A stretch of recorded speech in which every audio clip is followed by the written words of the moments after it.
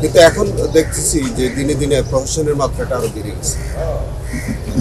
Prosecution থেকে শুধু আমরা গল্প শুনি, কেন আজকে কোর্ট হলো না, কেন আজকে আমরা 10:30 জানতে পারবো যে আজকে কোর্ট হবে। 23টায় গত 16 বছর বিচারের নামে প্রহসন চলছে।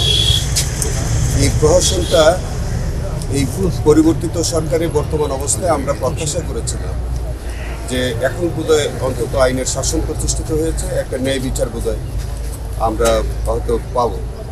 বান্ডেল থাকলে প্রতি সেনমানিতে টাকা বাঁচবে। বিকাশ সেনমানি বান্ডেল কিনে জিতুন প্রতি লেনদেনে। কিন্তু এখন দেখতেছি যে দিনে দিনে প্রহসনের মাত্রাটা আরো বেড়ে গেছে। প্রসিকিউশন থেকে শুধু আমরা গল্প শুনি, এই সাক্ষী আছে, ওই সাক্ষী আছে, অমুক বলছে, তমুক বলছে, এরকম করে করে তারা কালক্ষেপণ করছে। আজকে আপনারা জানেন যে আজকে একটি আদেশ দেওয়ার কথা আছে যে গত তারিখে আমাদের প্রায় 450 আসামির পক্ষে জামিনের আবেদন ছিল। বিজ্ঞ আদালত প্রকাশ্য আদালতে বলেছিলেন যে তিনি পরে আদেশ দিবেন এবং অনেকের জামিন হবে, কিন্তু আমরা এই আদেশটা তিনি আদালত প্রাঙ্গণে গিয়ে দিবেন এরকম আমাদেরকে বলা হলো। পরবর্তীতে সেই আদেশটা আমরা পাচ্ছি না। আজকে আমরা প্রত্যাশা করলাম যে এই আদেশটা হয়তো আজকে উনি অ্যানাউন্স করবেন, কিন্তু আজকে প্রসিকিউশন জানে না, আমরা জানি না, কিছুই জানি না। আমরা এত দূর দূরান্ত থেকে একটা রিমোট এরিয়াতে, একটা নির্জন জায়গায় আমরা সেখানে কোর্ট স্থাপন করা হয়েছে, সেখানে আমরা আসলাম। এখন কয়টা বাজে? 10:30। হঠাৎ করে বলা হলো যে আজকে কোর্ট হবে। আপনি দেখেন এখানে শত শত পুলিশ, রাষ্ট্রের লাখ লাখ টাকা খরচ হচ্ছে এই কেসটার পিছনে, কিন্তু আমরা এই কেসটাকে নিয়ে কি করতেছি? একটা প্রহসন করা হচ্ছে। সাক্ষী আসে, আসামি পক্ষের আইনজীবী আসে, রাষ্ট্রপক্ষের এতগুলো আইনজীবী আসে, আসার পরে হঠাৎ করে যদি বলা হয় আজকে কোর্ট হবে না, কেন হবে না? আজকে যদি বিচারক অসুস্থ থাকে তাহলে 4 দিন কোর্ট আছে, উনি আসবেন, উনি এসে বিচার করবেন। আইনে তো বিধান আছে, কেন আজকে কোর্ট হলো না? কেন আজকে আমরা 10:30 জানতে পারবো যে আজকে কোর্ট হবে? তো এই জন্যে এই জিনিসগুলো আমাদেরকে কিন্তু বিবেচনা করতে হবে। আমরা মনে করি এনাফ ইজ এনাফ, অনেক কিছু হয়ে গেছে। এই কেসটি নিয়ে প্রহসন বন্ধ করতে হবে। আদারওয়াইজ আমরা এই কোর্ট আমরা শেষ পর্যন্ত আমরা যদি মনে করি যে ন্যায় বিচার আবারও আগের মতো, বিগত সরকারের মতোই যদি আবার আচরণ আমরা দেখতে পাই, তাহলে আইনজীবী হিসেবে এই মামলার বিচার কাজে আমরা যারা অংশগ্রহণ করা সম্ভব হবে কিনা, এটা কিন্তু ডিফেন্সের আইনজীবী হিসেবে আমাদের ভেবে দেখতে হবে।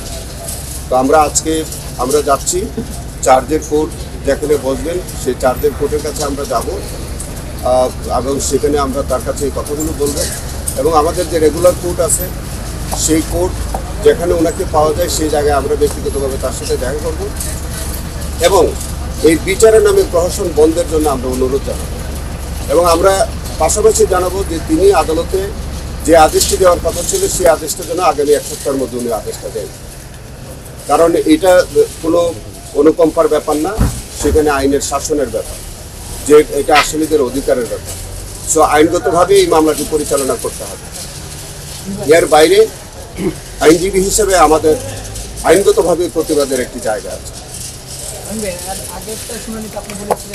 যারা সাক্ষী দিয়েছে সেই সাক্ষীর তারা আপনাদের যারা বক্তব্য আসামি তাদের নাম বলেন, কিন্তু বারবার রাষ্ট্রপক্ষ থেকে বলা হচ্ছে তারা নাম বলছে, সাক্ষীরা তাদের আসামির নাম বলছে, তারা জড়িত ছিলেন, উপস্থিত ছিলেন।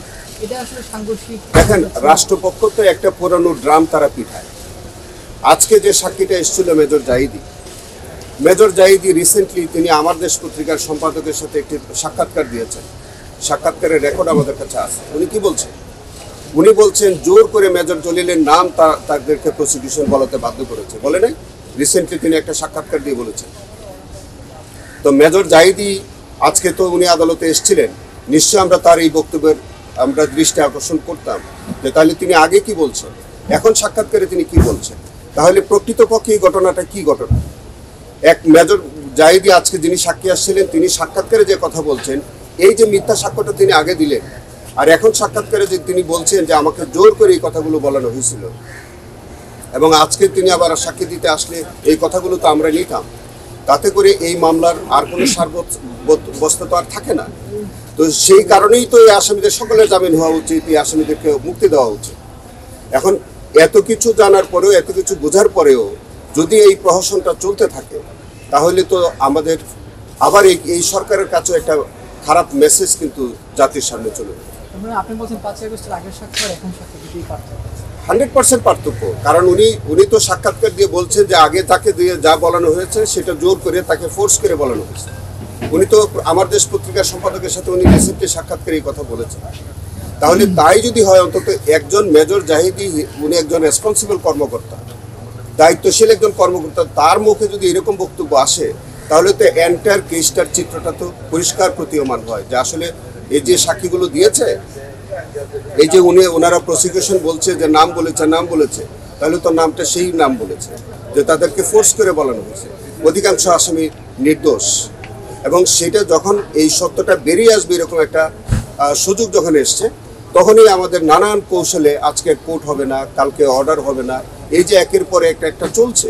8 মাসের মধ্যে আপনি 8টা সাক্ষী হয়নি। গত 5ই আগস্টের পরে এই পর্যন্ত প্রায় 8 মাস হতে যাচ্ছে, কিন্তু আপনি হিসাব করে দেখেন 8টা সাক্ষীর সাক্ষ্য নেওয়া হয়নি, অথচ মাত্র 3টা নেওয়া হয়েছে। তাহলে আপনি বুঝতে পারেন যে এই 3টা সাক্ষীর জন্য রাষ্ট্রের কত টাকা খরচ হয়েছে। তাহলে এইটা কি প্রহসন হচ্ছে না? জাতির সাথে আমরা তামাশা করছি না? একটা প্রফেশনের প্রতি আমাদের আইনের শাসনের নামে আমরা প্রহসন করছি না? এটা বন্ধ হওয়া উচিত। ধন্যবাদ।